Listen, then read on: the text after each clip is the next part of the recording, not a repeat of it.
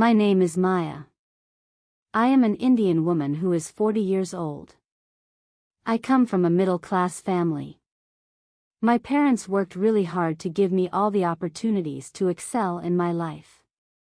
I strived hard and worked more than 12 hours every single day to rise up in the company I was working in. It was never easy, but I never gave up. When I finally was in a position in life where I could afford most things, I relaxed a bit. I wanted to enjoy things I had overlooked so far. I started reading books, taking long walks and envisioning a beautiful future. Life was peaceful, and I felt hopeful for a better future for myself. I imagined endless possibilities. But soon, reality came knocking at my door. I was, after all, an Indian, that too middle class. In our culture, families and how society views you are very important. We live by the unsaid rules and expectations of our society so that we and our families are respected.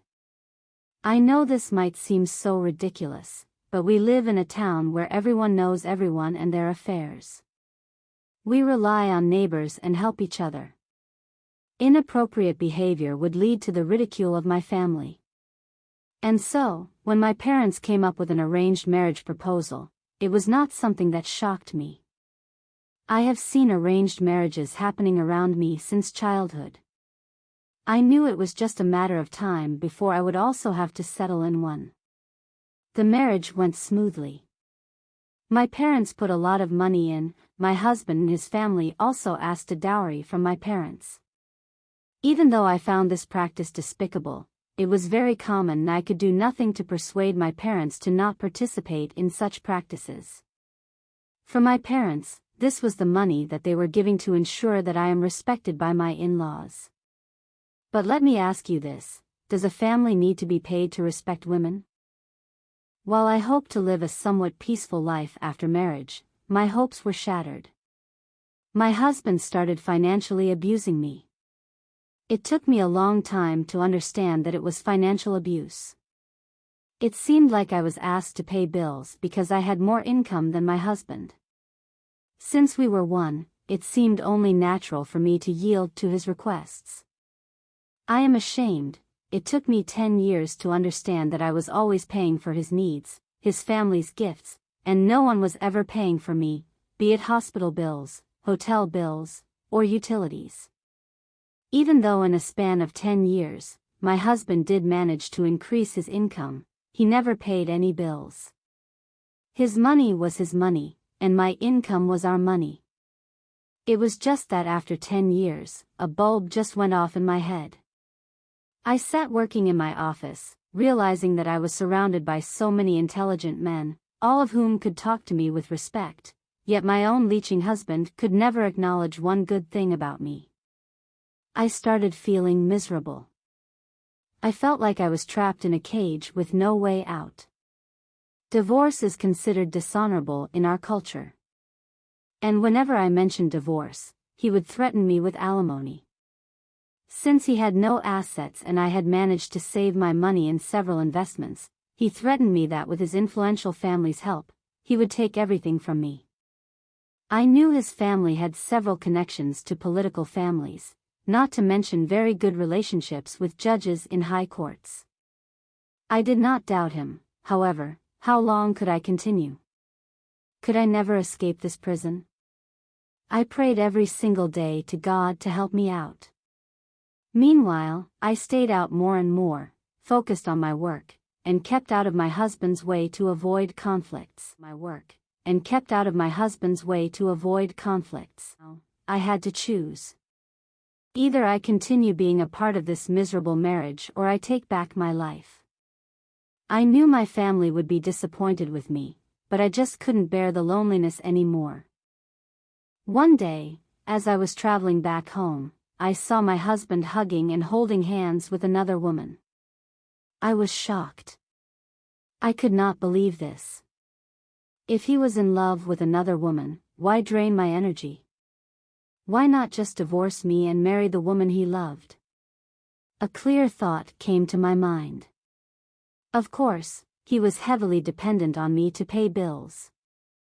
If he divorced me, he could not survive. He was used to using my money to support his lavish lifestyle, and I was forced by my parents and in-laws to keep supporting him. What could I do? I felt so hopeless that night. I cried till early morning, and then I thought, perhaps, if I needed my life to change, then I had to do something. I had saved a little money, so I went to hire a private detective and informed him about my husband's infidelity.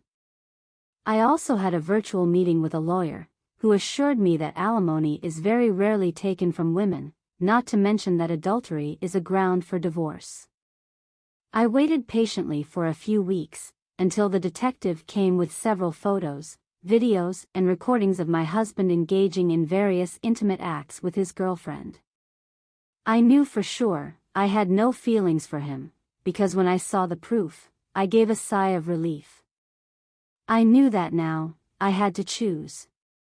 Either I continue being a part of this miserable marriage or I take back my life.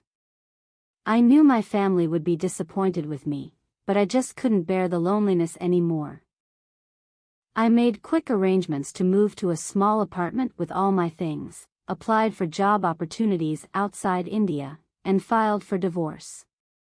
I knew that the next step would be hard, but I persisted. My family, friends, and cousins called and let me know how disappointed they were and not to bring such shame to our family. My husband called and threatened me. His family shamed me, blamed me, and started spreading rumors about me to everyone they knew. These rumors even reached my workplace. I cried every night. Everyone said they would stop if I just withdrew the appeal for divorce, but I knew going back now meant things would be worse for me. I bore the disdainful looks from my colleagues. I just focused on getting my work done, spent all my free time preparing for interviews, blocked numbers from people who were distant relatives, and recorded threatening calls from my husband and his family. Because this was a contested divorce, it took a whole year before I was granted a divorce. I soon relocated to Sydney and started working at my new company. It was a relief. I was happy, a new life, new place, and new friends. While working on a new project, I met Matt. He was a handsome Australian. He was caring, kind, and always paid attention to what I said. It was so easy to fall in love, but because of my past experience, I was very hesitant to trust anyone again. I told myself, it is better to be at peace than in love. Though it was difficult, I tried to keep a friendly boundary with Matt. He never gave up. He always waited for me after work and took me on trips. He showed me his beautiful country. Every time I saw him, my heart skipped a beat. I could picture us living together, being happy, and raising a big family. Meanwhile, my family continued pestering me to say yes to another arranged marriage. This time, the guy had no job and demanded a bigger dowry, and that I sponsor his trip to Australia and take care of him. My family was grateful to him because I was now considered a burden, and they were happy that someone was willing to take care of me. I could not understand why I was a burden. I was financially independent. I took care of myself. I was a kind person. What hurt more was that in this new country and city, the people I worked with thought of me as a great person, but I was a failure to the people who were supposed to be my family. I knew then that if I were to agree to my family's wishes again, I would end up in a worse situation. I made the tough decision to cut off all contact from my family. In this new country, I was surrounded by people who loved themselves, had supportive friends, and encouraged each other. Life was mostly harmonious and everyone lived the way they wanted. I wondered why it is that we could not live so peacefully. Why is it that my life was tied to the decisions made by others? My entire life was spent abiding by others' wishes so that I was liked. But why? At the end of all this, I was alone and no one cared about me. So, yes. I was going to be a bit selfish from now on. I wanted to be important to me. I realized that if I did not truly love myself, no one ever will. I changed my phone number and felt a huge weight lift from my shoulders.